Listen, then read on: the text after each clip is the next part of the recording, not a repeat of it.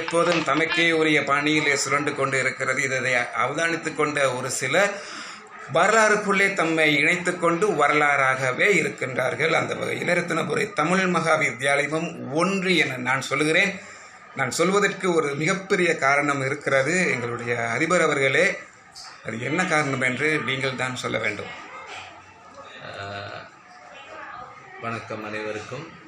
உண்மையில் எங்களுடைய ரத்தினபுரி தமிழ் மகா வித்தியாலயமானது கடந்த காலங்களிலே ஒரு பாரிய ஒரு கல்வியில் ஒரு வளர்ச்சியை கண்டு வருகிறது. அந்த வகையில் இந்த வருடம் நாங்கள் ரத்தினபுரி தமிழ் மக்களுக்கு பெரும் பற்றாக்குறையாக, பெரும் பிரச்சனையாகவும், கல்விக்கு ஒரு சவாலாகவும் இருந்த விடயம் கணித விஞ்ஞான பிரிவிலே மாணவர்கள் கற்பதற்கு ஒரு சரியான ஒரு பாடசாலை இல்லை, வசதிகள் இல்லை என்று. அந்த வகையில் இந்த வருடம் நாங்கள் எங்களுடைய மாகாண கல்வி அமைச்சின் செயலாளர் அவர்கள், மாகாண கல்வி பணிப்பாளர், வலய கல்வி பணிப்பாளர், கோட்ட கல்வி பணிப்பாளர் அவர்களுடைய ஆசீர்வாதத்தோடு விசேஷமாக எங்களுடைய ரத்தினபுரி கல்வி வலயத்தின் விஞ்ஞான பாட ஆசிரியர் ஆலோசகரான திருவாளர் விங்ஸ்டன் பெர்னாண்டோ அவர்களுடைய அயராத முயற்சி, பகலாக நாங்கள் நிறைய விடயங்களை கலந்து ஆலோசித்து நிறைய விஷயங்களை எப்படி இந்த ஆசிரியர்களை பெற்றுக்கொள்வது என்ற வகையில் வெற்றி கண்டிருக்கிறோம். 4 பாடத்துக்கும் சரியான ஆசிரிய வளங்களை பெற்றுக்கொண்டு கணித விஞ்ஞான பிரிவை இன்று நாங்கள் ஆரம்பித்து வீறு நடை போடுவதற்கு நாங்கள் தயாராக இருக்கின்றோம். அந்த வகையில் நாங்களும் சளைத்தவர்கள் அல்ல என்ற வகையில் எங்களுடைய மாணவ சமுதாயம் ரத்தினபுரி தமிழ் கல்விக்கு பெரிய ஒரு வித்திட்டு இருக்கிறது. இதுதான் ஒரு பெரிய ஒரு மகிழ்ச்சிகரமான விடயமாக இருக்கிறது என்று நான் கருதுகிறேன். நிச்சயமாக சார், இது எங்களுடைய சபரகம மாகாண பெருந்தோட்ட மக்கள், அதைவிட தமிழ் பேசும் மக்களாகிய தமிழ் இஸ்லாமிய சமூகத்துக்கு கிடைத்த மிகப்பெரிய வெற்றி என்று சொல்லலாம். ஒரு சிலர் சொல்கிறார்கள், விஞ்ஞான கல்வி என்பது மிகவும் கடினமானது, அது இலகுவிலே சாத்தியப்படாது, வேறு வெளியூர்களுக்கு போய் படிப்பவர்கள் தான் வெற்றி பெறலாம் என்று சொல்கிறார்கள். கதை என்னவென்றால், ஒருவர் இருவர் போய் படிக்கலாம், ஆனால் ஊர் சயின்ஸ் படிக்கணும் சொன்னால் ஊரில் உள்ள ஸ்கூலில் சயின்ஸ் இருக்கணுன்றது தான் அடிப்படை செய்தி. அந்த செய்தியை கனவாக்குவதற்கு நீங்கள் கடுமையாக உழைத்திருக்கிறீர்கள். விசேஷமாக பெரும் தலைவர்களோடு உரையாடுவது, அவர்களுடைய விருப்புகளுக்கு இணங்க நடந்து அதை சமாளிப்பது என்பது ஒரு பெரிய சவாலான விஷயம். இந்த பாதையிலே நீங்கள் சந்தித்த சுவாரஸ்யமான அனுபவம் ஏதாவது இருக்கா? அதாவது சிலருக்கு தெரியாது இந்த விஷயம், நாங்கள் இவ்வாறு இதை சாதித்து கொண்டோம் என்று சொல்லி. அப்படி நீங்கள் பட்ட காயங்கள் இருக்கலாம் அல்லது சந்தோஷம் இருக்கலாம், ஏதாவது 1-2 பகிர்ந்து கொள்ளலாமே. உண்மையில் காய்க்கிற மரத்துக்கு தான் கல்லடி என்பார்கள்.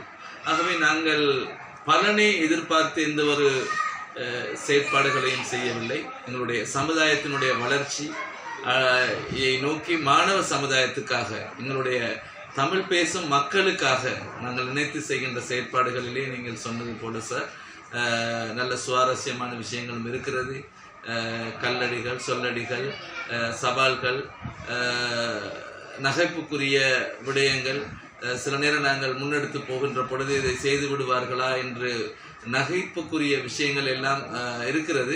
இருந்தாலும் அவை அத்தனையும் நாங்கள் தாங்கி கொண்டு நிச்சயமாக நாங்கள் பெயருக்காகவோ அல்லது புகழுக்காகவோ நாங்கள் இந்த விடயத்தை ஆரம்பிக்கவில்லை. நிச்சயமாக ஒவ்வொரு தோட்டத்திலிருந்து வருகின்ற தோட்ட தொழிலாளிகளுடைய பிள்ளைகள் விஞ்ஞானத்திலே, கணிதத்திலே நிறைய சாதிப்பதற்கு திறமைகள் அவர்களிடத்தில் இருக்கிறது. தேர்ச்சி மிகு மாணவர்கள் நிறைய பேர் எங்களிடத்தில் இருக்கிறார்கள்.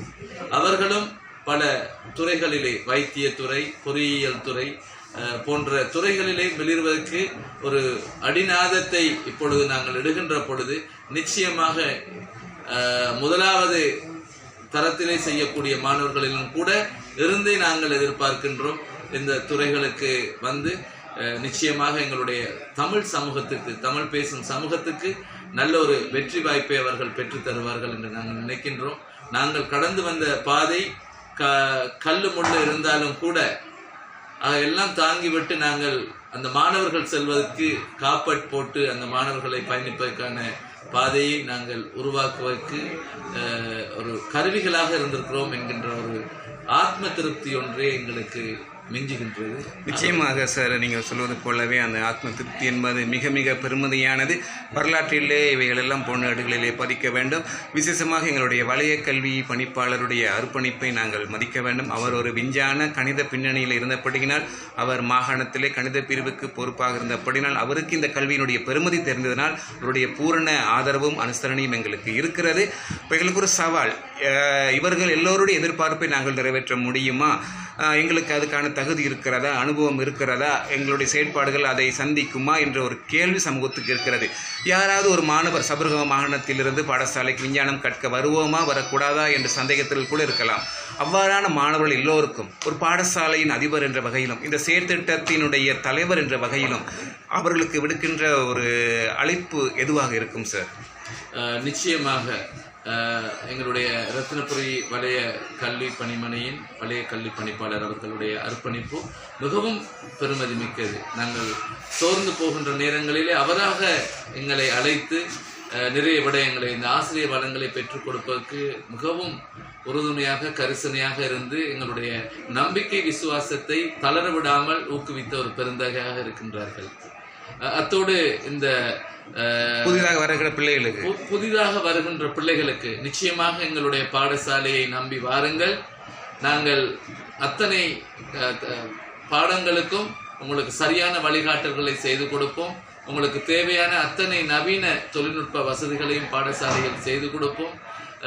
உங்களோடு இருந்து ஆரம்பத்திலிருந்து இறுதி வரை உங்களோடு இருந்து ஒத்துழைப்பதற்கு எங்களுடைய ஆசிரிய பணிக்குழாத்தினர்கள் மாத்திரமல்ல, வெளியிலிருந்து எடுக்கக்கூடிய வளவாளர்களையும் பெற்றுக்கொண்டு உங்களுடைய தரமான பெருவேற்றுக்காக நாங்கள் முழுமையாக எங்களை அர்ப்பணித்து செயற்படுவோம்.